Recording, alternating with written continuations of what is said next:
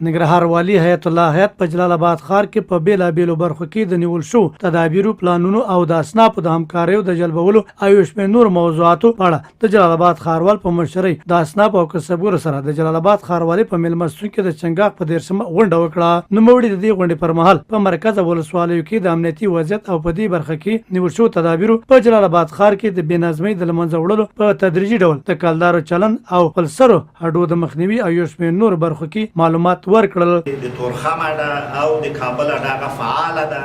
من هیئات وټاکه د تورخم اډه کې څه ستونزې وي هغه یې حل کړلې. سر د سبا نه د تورخم او کابل موټر نور په دې چوکو کې باید نه وي او د هماغه خپلو اډو نه ډک شي. په سمرخیلو کې او په هغه کې دروټا کې په دې ځای کې به ګډ کمیسیون ولاړي هر هغه موټر چې د اډې پرچه ونه لري 3000 افغانۍ جریمه او 10 ورځې به موټر ترې نه پتري. سرخرو د درونټې له خوا چې راځي هغو ته د قمندانۍ د پلنه اخوا ته ځای ټرانسپورټ تعین کړی، د بیسودو دپاره د پلنه اخوا تعین کړی، د تورخم د خوا نه چې راځي هغو ته هم د دې موټر فروشۍ سره چېرته کوم ځای تعین کړی ده او د چاپرهار له خوا چې راځي مامورباغ سره ځای تعین کړی، یعنې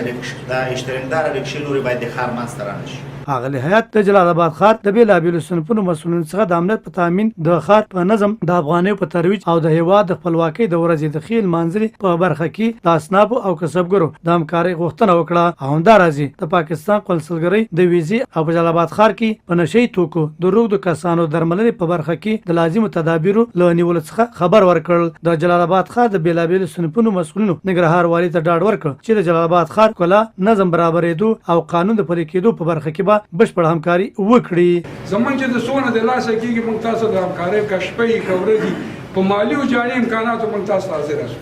چې په موږ باندې په مالي باندې څونه هغې دغه ټول رئیسان د صنفونو دي هر یو تقریبا 1000 دوکان 800 دوکان د هر څه په هغې کې په لاس کې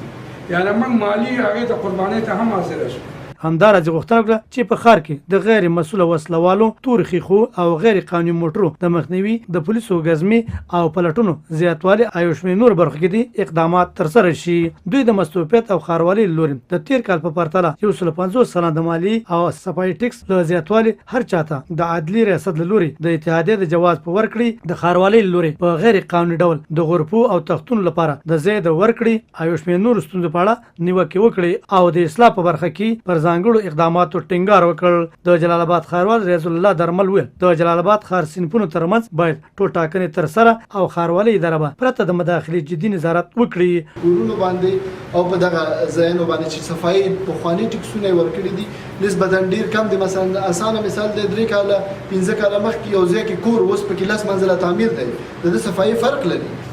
راتلونکي هفته زموږ غونډه ده 4 میاشتو کې چې څومره پیسې ماته راغلي دي ټولو ته حساب ورکوم چې چېرته مې لګولي. هر سړی حق لري مانه د 1 روپۍ پوښتنه وکړي. کومو صنفونو منځ کې چې انتخابات نه دي شوي لومړی باید انتخابات ترسره شي چې د صنفونو په منځ کې یو څوک وټاکل شي او د هغې وروسته بیا د اصنافو عموما انتخابات وشي. نو دغه به دې موضوع ته د لنډ مهال لپاره او په دغه وخت په دې مابین کې به موږ د صنفونو په منځ کې انتخابات وکړو او بیا به د صنفونو ټول انتخابات دلته ټول په ګډه باندې وکړو. زه تاسو ته د دې تضمین درکوم چې ښاروالي به ستاسو په انتخابات کې هیڅ قسمه مداخله نه کوي، اما جدي نظارت به کوي تر څو وکولی شو دا پروسه ډېر صحیح طریقه باندې په مخ باندې وځو. همداراځي زیاته کړه د پاکۍ ټکس د لایحې له مخې په مرکز کې ترتیب او د هماغې طرزالعمل له مخې تطبیق کیږي.